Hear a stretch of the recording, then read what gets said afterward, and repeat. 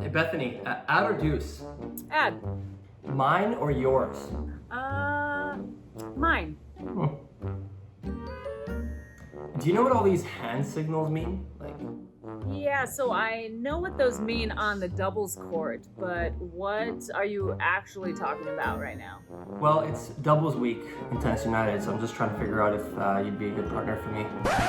Me? A partner for you? You're trying to vet me out? Yeah. I gotta send you my resume, my gold medal, my 9 slams, like former number 1 in the world ranking. Okay. Well, let's get the show started. I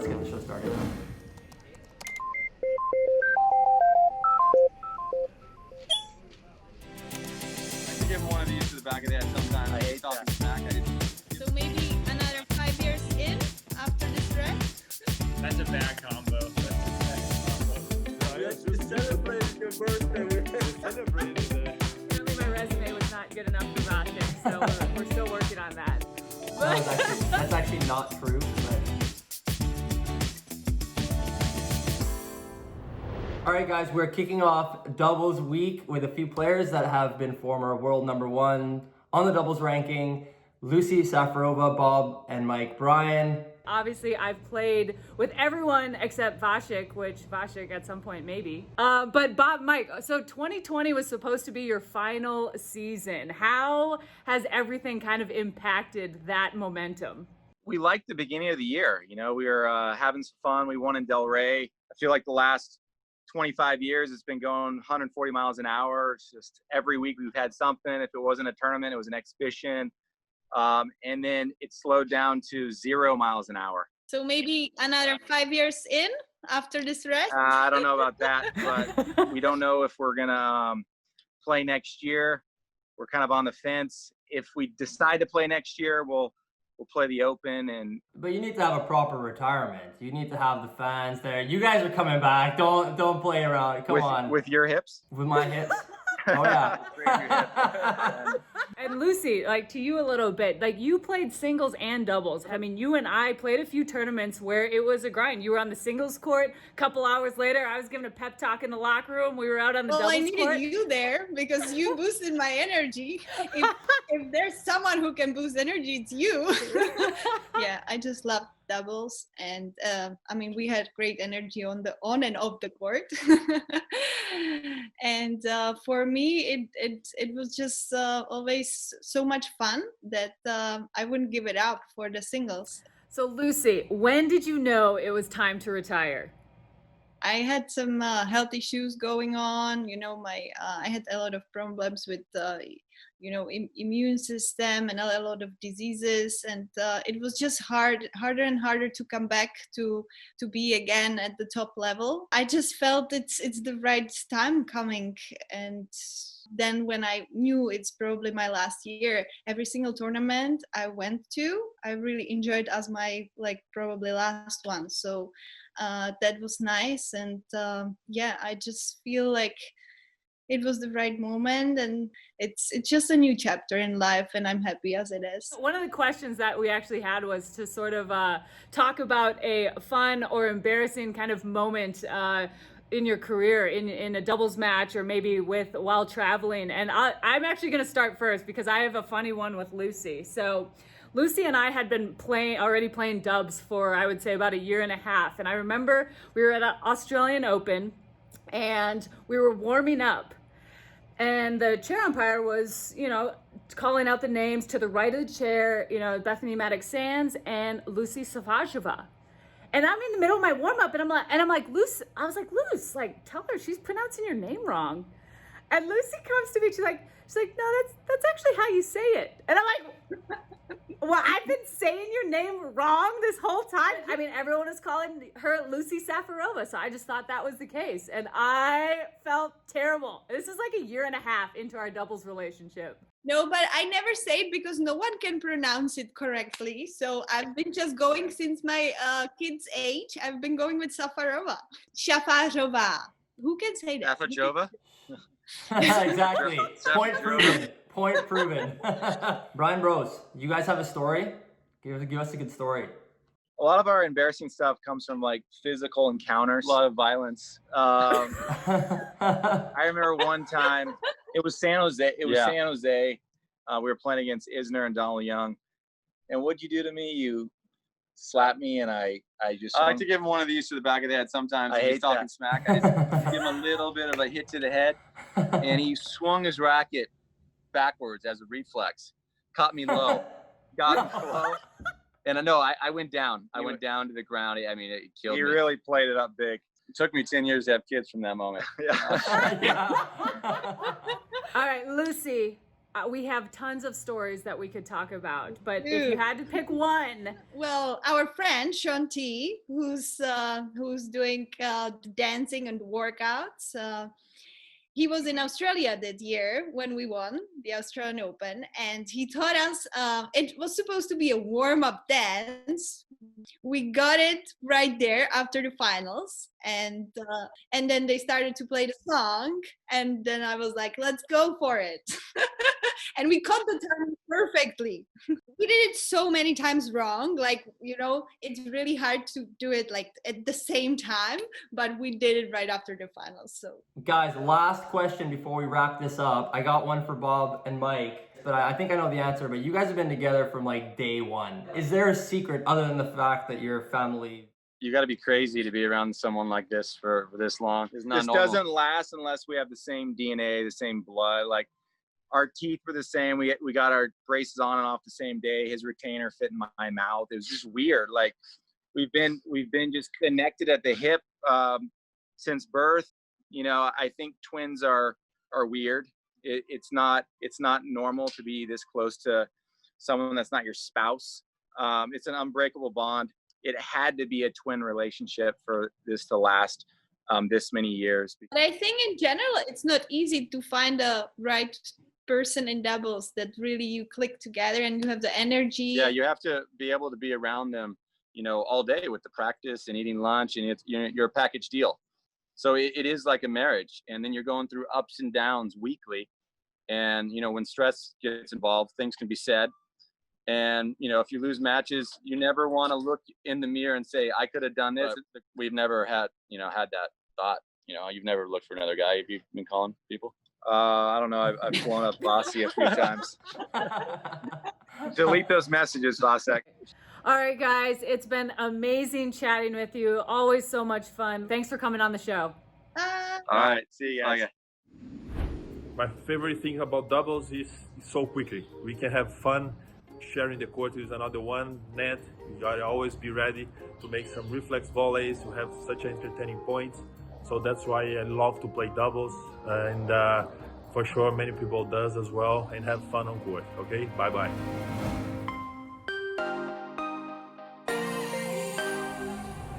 All right, gang, we are joined today by two Grand Slam doubles champs. 2020 Oz Open champ Rajeev Ram, and Jack Sock has 4 Slam trophies under his belt.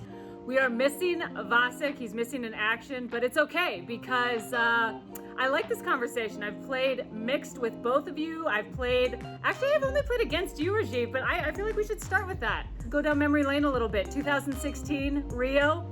Rajeev, I'm starting with you. It was pretty cool that I got to play, you know, obviously with Venus, who's a legend of the game, and then, you know, play against you guys, 2 other Americans in the final. So we had an American winning a gold regardless that day. And yeah, you guys were definitely just a little better than us. And, you know, it was a cool experience, I think, for all of us. The whole thing was surreal. For me personally, I think I speak for all of us, you know, when I say that. But I mean, to top it off with a medal or a couple of medals. A gold one, you can say it. Was beyond special.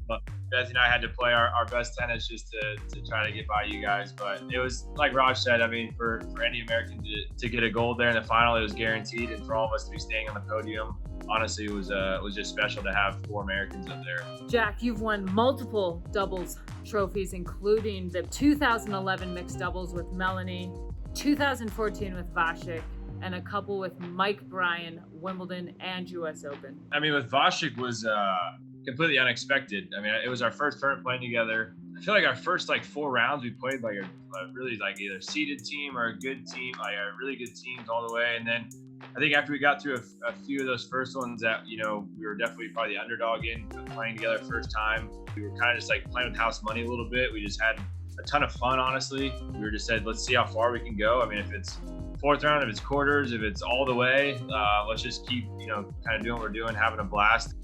And Rajeev, you got yours this year, the only slam to be played so far this year in Australia. How did that feel for you? Yeah, it was pretty awesome. I've been at it a while and, come close a few times. We played really well the whole 2 weeks. We only lost one set in the semis and just kind of felt like we were clicking every day and ended up holding the trophy at the end of the week, which is pretty awesome. All right, guys, we are going to finish with a little game here. The Tennis United production team has taken a few pictures of top 20 players from both the ATP and the WTA Tour, and they have combined them. It is our job to figure out who they are, and once we figure out the two players that have been merged into one picture, we have to give the team a name. I haven't seen any of these photos yet, so this should be pretty interesting. Let's get the first one up on the board. What on earth? I got this. That's a Sophia Kenin, Bianca Andreescu mix. Yeah, I think Wow. that's right. That'd be my guess. Jack, what is the team name here? Kinescu. Boom. All I can see is Zverev here. I don't see the other person. Wait, you don't see a Greek tennis player? Oh, Tsitsipas. All right, not bad. Not bad. All right, Rajeev, what's the team name here? Tsitsirev? I actually kind of like that. Sissy Rev. Perfect.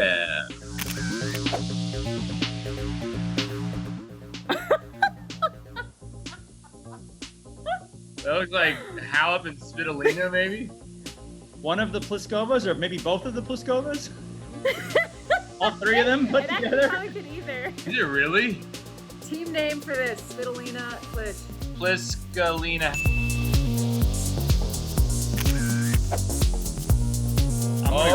I'm gonna go with Okay. Team and Wawrinka on this one. Yeah. Yeah. Team Rinka. Team Rinka.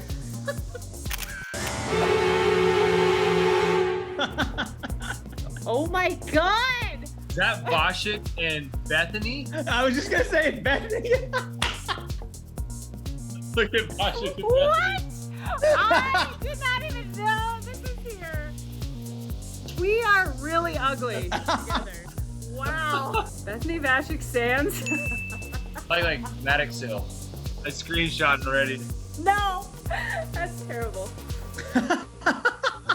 That's awesome. No. No. That is brutal. Personally, I think Vasek skipped out on tonight's interview just so he could avoid seeing this outrageous picture. Well, guys, thanks so much for joining us. And honestly, I want to see a Ramsock photo combo next time. Thanks for coming on, guys. Thanks for having us. My favorite thing about doubles is when you're playing a really tough, grueling match. Maybe you or your partner are not playing their best, but you figure out a way to win. You work together, you problem solve, coming out on top, working together.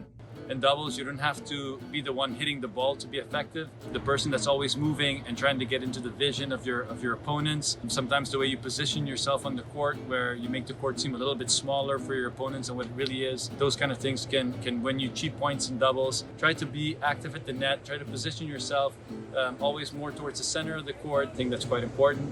That would be my number one tip for you guys.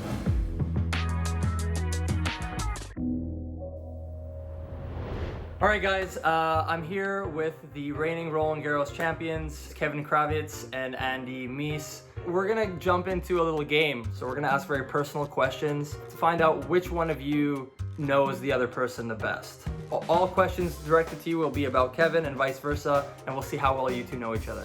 All right, guys, so the first question, what is your partner's birthday? Oh my God, that's a tough one to start with. It's unbelievable. I hope you guys are still friends after this. Oh my God! We actually celebrated your birthday. We celebrated. It's unbelievable. It's good to remember now. Okay, I remember we celebrated. I was thinking, did we celebrate his birthday? Yeah, we did it in Australia. So his birthday is in January. Correct. 18th January. Pretty close. 24th. Kevin. We celebrated also together in the USA. We celebrate. I say week of Winston-Salem. That would be August, I believe. 22nd. Wow, that was so close. 21st. Oh. Wow. 21st. What is your partner's favorite TV show? Blacklist.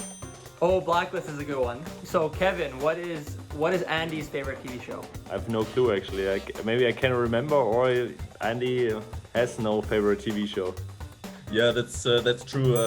I don't watch that much TV. I don't really have a favorite TV show, to be honest. What is your partner's go-to cheat food? Classic burger. Yes, that's right.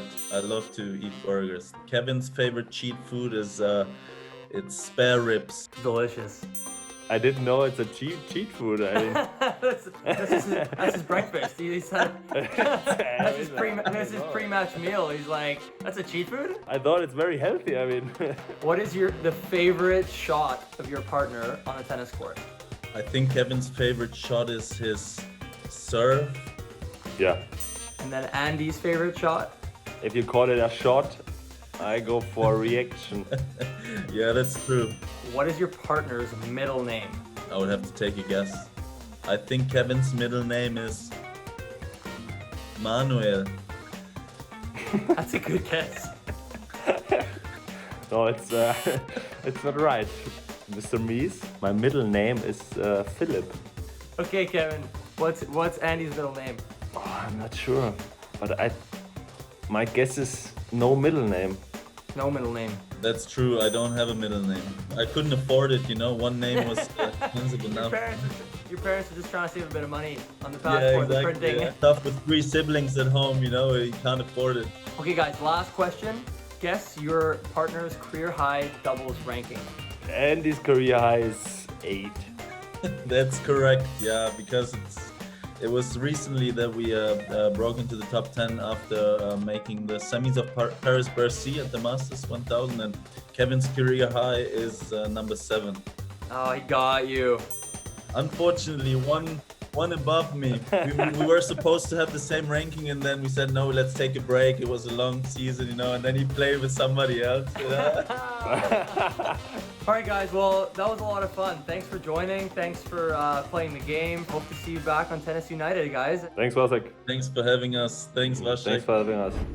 The greatest doubles player of all time for me is Daniel Nestor because of his aggressive tennis. Had a very strong serve, amazing return, and one of the best volleys in the game. His doubles knowledge, his positioning on the court, made him, for me, one of the best of all times. All right, Bethany, as a former world #1, what is the key to being a good doubles partner? All right, I love this question because I think it's one of the most important ones, and my answer is energy. It is all about energy, staying positive, and communication.